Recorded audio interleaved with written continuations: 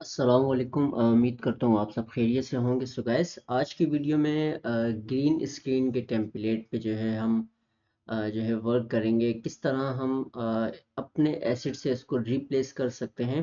तो green screen का already अगर आप इफ़ेक्ट्स हाउस पे देखो तो आपको उसका चैलेंज भी मिलेगा। तो ग्रीन इफ़ेक्ट्स के चैलेंज पे भी आपको सिंपल जो है वो अपना किसी भी टेम्पलेट्स पे अगर आप यूज़ करके अगर चैलेंज में हिस्सा लेना चाहते हो या आप अपना खुद का कोई इफ़ेक्ट क्रिएट करना चाहते हो तो ये आप लोगों के लिए एक बेस्ट आपके पास ऑप्शन होता है कि आप टेम्पलेट्स को यूज़ कर सकते हो और इससे आप रिप्लेस करने के बाद आप उसको जो है वो सबमिट करके हिस्सा ले सकते हो। अब लाजमी नहीं है एक तरह का हमें ग्रीन स्क्रीन नहीं, हमें 5 से 6 7 जो है वो ग्रीन स्क्रीन इफ़ेक्ट के टेम्पलेट्स ऑलमोस्ट मौजूद होते हैं। तो ग्रीन स्क्रीन का मतलब क्या होता है, मकसद बैकग्राउंड जो होता है हमें उसको जो है वो चेंज करना होता है और इसमें ऐसी कोई चीज़ मुश्किल नहीं होती है। तो ये है एक ग्रीन स्क्रीन का इफ़ेक्ट है, ठीक है। अब यहाँ आप अपना मटेरियल कैसे ऐड करते हो, कैसे आप ये सारी चीज़ें करोगे। यहाँ पहले तो हम सबसे पहले एसिड्स चेक करते हैं कि एसिड्स में क्या क्या चीज़ें जो है वो इंपोर्ट की गई हैं और फिर उसके बाद हम चेक करते हैं कि ऑब्जेक्ट में कौन कौन से ऑब्जेक्ट हैं जो ऐड किए गए हैं। फिर नोट पर हम उसको चेक करते हैं कि किस तरह का नोट जो है वो इसमें यूज़ किया गया है। अब बेसिकली मैं आपको एक चीज़ और भी गाइड करता चलूँ।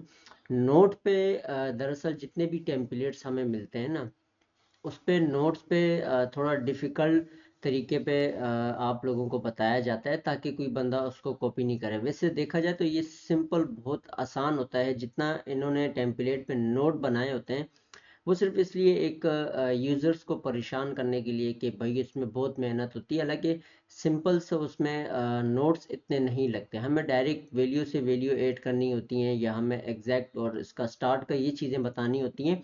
बाकी हमने उसमें मटेरियल ऐड करने होते हैं, दैट्स इट। और इसमें ऐसी कोई चीज़ नहीं होती। बस टेम्पलेट्स में जो आपको ज़्यादा नोट्स दिखते हैं वहाँ आपको खैर थोड़ी देर के लिए परेशानी होती है, लेकिन इसमें आपको इतना परेशान होने की ज़रूरत नहीं होती। तो यहाँ हम लोग स्टार्टिंग करते हैं एसिड से। सबसे पहले हम जो है मटेरियल जो चेक करेंगे, इसमें किस तरह का मटेरियल जो है वो ऐड है। तो ऑलरेडी यहाँ पर बैकग्राउंड मेट का मटेरियल जो है ऐड किया हुआ है, ठीक है। इसी के साथ टेक्सचर पे अगर हम देखते हैं तो हमारे पास ये कुछ पिक्चर्स हैं जो इसमें ऐड की गई हैं, ठीक है। तो ये सारी पिक्चर्स हैं, इन पिक्चर्स को ऐड किया गया है और इन्हीं पिक्चर्स के थ्रू जो है वो इस इफेक्ट को बनाया गया है।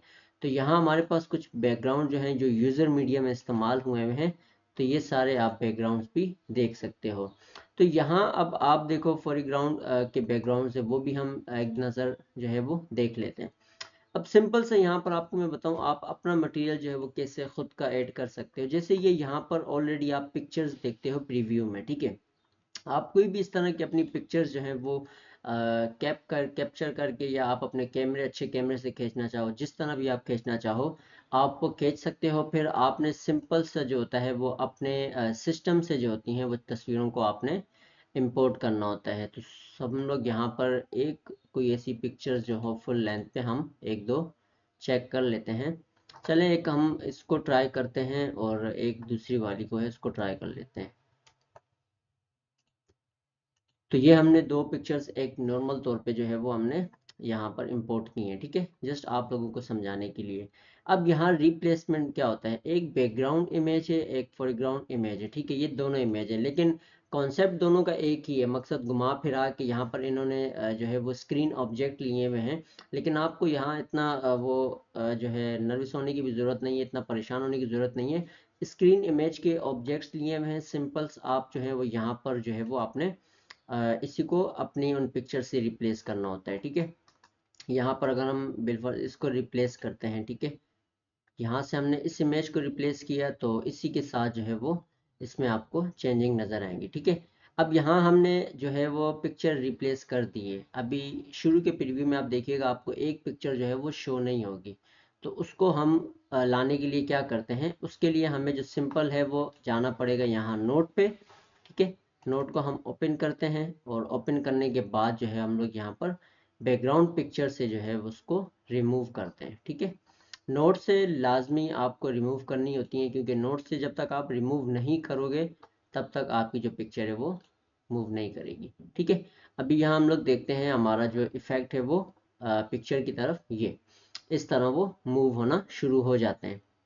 ठीक है, लेकिन यहाँ एक चीज़ और भी मैं आपको बताता चलूँ, यहाँ पर कुछ इन्होंने डिवाइड्स किए हुए हैं नोट्स को, टेक्सचर जो है मटेरियल ऐड किया हुआ है बैकग्राउंड का। आपने यहाँ पर ये चारों बैकग्राउंड पिक्चर्स को जो है वो रिमूव करना है अपने एसेट से। ठीक है, और फोरग्राउंड की जो चारों मटेरियल्स हैं इनको आपने सेम एज इट इज़ उसी तरह आपने ला के रखना है जिस तरह आप ए वाले ग्रुप में ऐड करोगे। इसी तरह आपने सेकंड बी वाले ग्रुप में भी वही चीज़ें ऐड करनी है और डिफरेंट बैकग्राउंड्स में आपने करनी है, तो आपका इसमें जो इफेक्ट है वो ग्रीन स्क्रीन की तरह जो है मूवमेंट होने लग जाएगा। तो ये इसमें और इतना मुश्किल नहीं होता है इस तरह किसी भी टेम्पलेट्स को यूज़ करने में। तो सिर्फ हमने अपनी फाइल्स को रिप्लेस करना होता है। बाकी इसमें आप कोई चीज़ ऐसी ऐड करना चाहो, सपोज आप कोई और इसमें बेहतरी लाना चाहो, तो आप उसमें ऑब्जेक्ट्स को एक्स्ट्रा ऐड कर सकते हो। ठीक है, आप अपने मटेरियल को एक्स्ट्रा ऐड कर सकते हो। इस तरह की चीज़ों को ऐड करने से जाके आपका जो इफ़ेक्ट है वो अब जो है बढ़ जाता है। ठीक है, तो इसी तरह अब यहाँ पर हमारे पास 2D कैमरा है, हम इसकी इमेज को भी चेक करते हैं।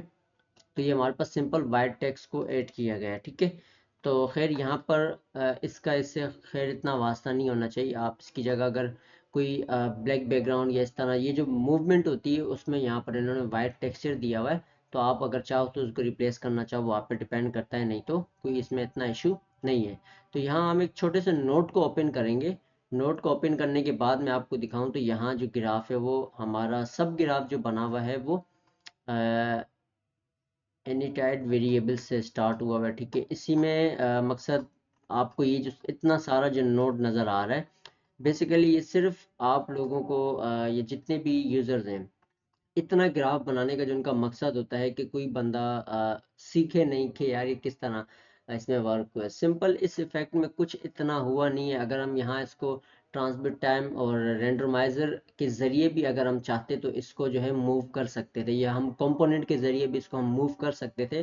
तो इतना हमें वो घुमा फिरा के इस इफेक्ट पे लाने का जो वजह है वो यही है कि ताकि कोई दूसरा बंदा भी इसको कवर ना कर सके।